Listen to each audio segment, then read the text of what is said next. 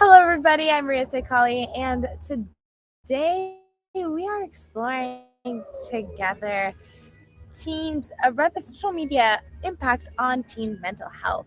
And within this, we're going to try to understand how does social media actually affect adolescent development, what are real risks and what are the real benefits, and how do we assess it in our sessions? What are therapeutic strategies that actually work? And then finally, we are looking to how do we involve families productively into this mix as well. So, taking a look at this, we are going to first and foremost, let's discuss the current landscape that is available. So, key thing, social media is there are very much that we are looking at here. 90% have their own smartphones. Now, this is essentially universal. It means we're doing an intake with the teen. You can almost be certain that they have a device. And this is normal. This is their reality. The next thing that we have is 46% report that they use social media almost constantly, not occasionally. So not just a few times a day, just constantly. It's a scrolling that they do between classes. It is sleeping. It's disrupting their sleep. They are constantly in the presence of their social media. And then finally, it is the 37% that we are looking at, and that 37% means that more than 1 in 3 teens that social media has certainly say that social media has negatively affected their mental health. Now, let that sink in for a little bit, because if you're working with a group of teens, statistically speaking, more than one of them is likely struggling specifically because of social media use. Now, we have to understand the impact of social media on these teens and these adolescents. So what we're talking about is a complex, multifaceted phenomenon that involves frequently and often compulsive use of a platform like Instagram, TikTok, Snapchat, YouTube, and increasingly other platforms as well. Now, teens connecting with peers, sharing curated versions of their lives, consuming content, and seeking validation through likes, comments, and shares. All of these can significantly influence their moods, their self-esteem, their sleep patterns, and even their academic performances and how they relate to others, both online and offline. First things first that we have to know, well, peer-focused and identity development is a huge thing. This is about two things. First and foremost, separating themselves from their parents. And second, it's figuring out who they are as individuals. And so we can see this in research. We call this identity versus role confusion stage. And identity formation here is intensely peer development, peer development. So here, social media doesn't create peer focus. It is developmentally normal and necessary. This is what peer development actually is. But social media massively amplifies it. So it takes what would have been confined to your friend groups and school and expands it to hundreds of people. The other thing, the algorithm design element. The algorithm is designed to keep people there. And so when it's designed to trigger that dopamine hit, it is creating a variable reward. And so what it does is it uses social media as a social comparison. It uses FOMO for teenagers. And so the brain is less likely literally less equipped to resist than an adult brain, which is why we tend to talk about this more than when we talk about for adults using it, even though they have similar usages. And then the third thing that we have is that highlight real effects. And that is teens see social media is not a reality. It's heavily curated and it filters through the app like Facetune or artificial intelligence, artificial enhancements, and so forth. So they recognize that this is not what it is. But adolescents who are still developing their capacity for abstract thinking and perspective taking, they struggle to remember this. They may know this, but they struggle to actually remember it. And so it becomes a little bit harder. Now, we're going to talk about the risks, but we also have to talk about the benefits that are there. One, connection and belonging. So adolescents need peer connections. This is not something new. And so we see this in research and people like Maslow's and Erickson, that basic development. So what's different now is that this connection can happen at a scale across geographical boundaries. So a teen in a small rural town who doesn't fit in may find a group that they belong to or they fit in. Self-expression and identity exploration is another one. So adolescence is trying on different identities, experimenting, trying to figure out who they are. And so in that sphere, they can share creativity, they can share art, they can share hobbies, they express their values and so forth. And you can find support communities, which is really, really good, which you may not be able to find for marginalized communities. Information access is a huge thing. A lot of times you'll find professors or doctors or lawyers or engineers or business people posting things online, and these teens are consuming them, and they're better equipped to face whatever it is that they want to face in the future in their careers and so forth. They're like that career path. Youth-driven activism. There's a lot of movements around the world that have started with youth. Now that we've talked about the positives, we actually have to talk about the negatives as well. So first and foremost, social comparison. This is human nature. We compare things, we compare each other. However, in social media, it turns into something pathological.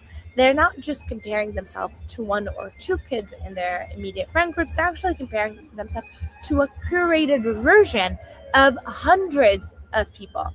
They're doing it constantly. They're thinking, am I attractive? Am I as popular?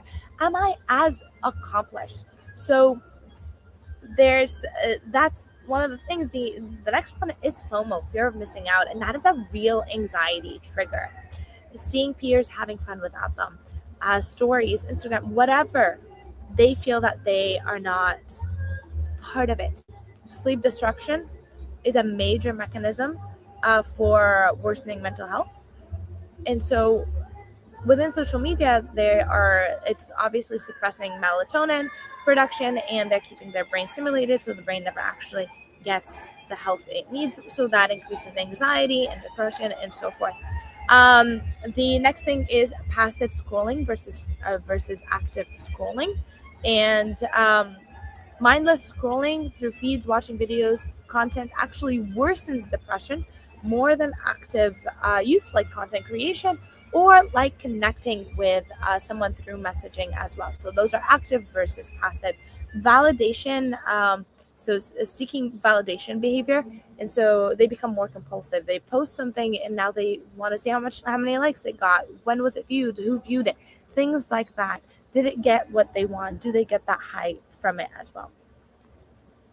So the right self-esteem and body image. So filtered and says Photoshop distortion is a big thing. Negative comments and cyberbullying. This is worse than when the in-person bullying. It's documented. It's permanent. It's public, and like seeking becomes a measure of worth as well. So if a post gets a lot of likes, the teen feels good about it. Appearance anxiety and eating disorder. Again, this is more prevalent among girls and young women. And so this has a lot to do with it. And so now we move on to cyberbullying and safety concerns, which is a very big thing. Now, things that people don't necessarily realize, or teens in particular don't necessarily realize, is that there's a permanent digital record. This means that if you post something, if the teenager posts it, screenshots it, sends it, whatever, shares it, it's there forever.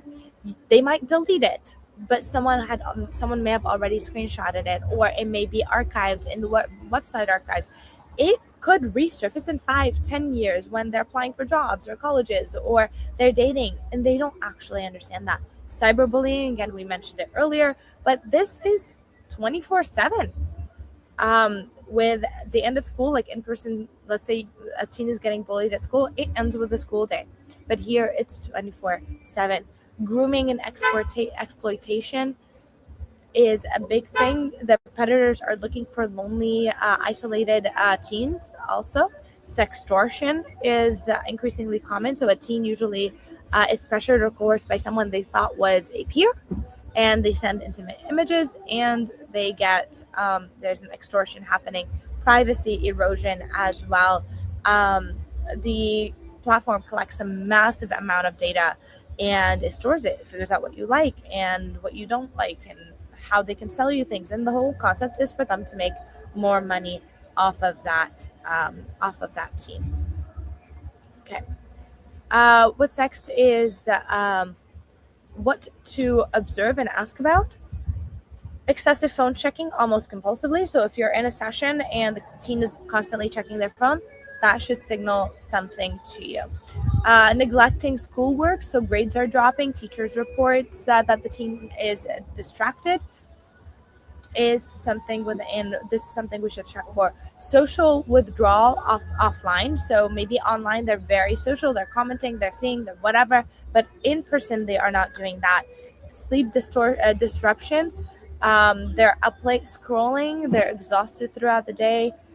Emotionally, we should be looking for irritability when the phone is taken away. Anxiety about posts or comments, so they're constantly checking, figuring out what people are saying about them. Mood swings correlated with social media use. Hopelessness about appearance or social status. In physically, we should be looking for sleep deprivation effects, eye strains and headaches, poor posture, the posture of constantly looking down at your phone, neglecting self-care.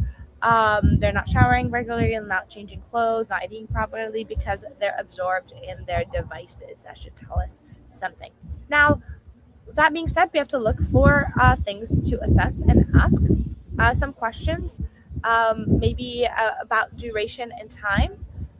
So we're going a little bit deeper than just numbers. We're not just looking for how many hours per day, but how are they using it? What is it chunked into? Is it one time a day where they're using it for 40 minutes, or is it constantly throughout the day? Is it interrupting their meals, their homework, things like that? We're also looking for content and relationships. So who are they connecting with, and what kind of things are they watching? Is it people they know? Is it people they don't know? Who are they following? Things like that. Impact on their life. Has social media affected their sleep, their eating, their in-person relationship?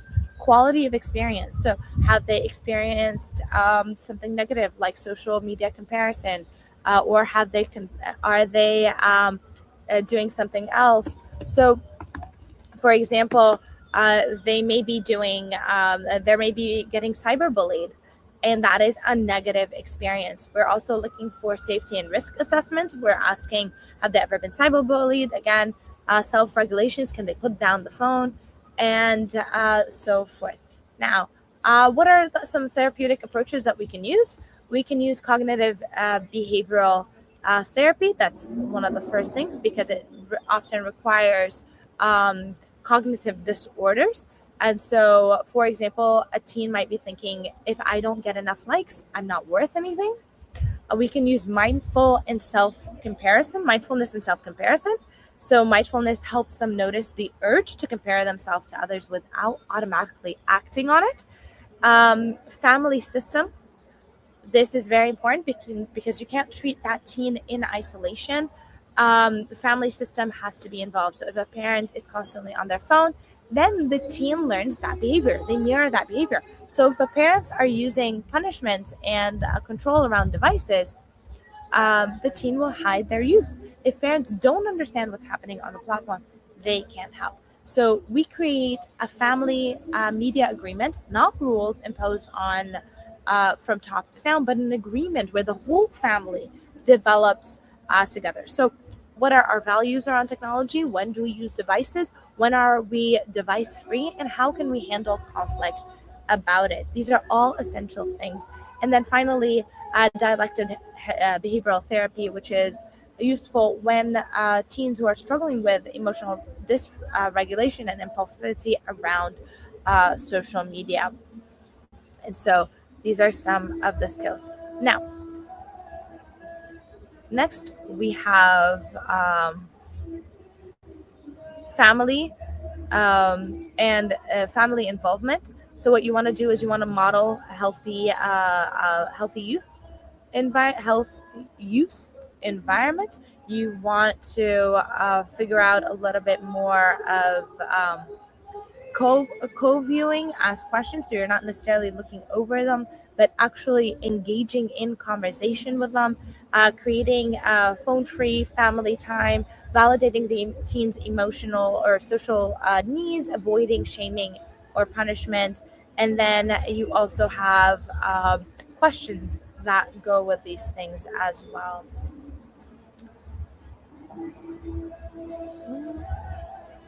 Okay.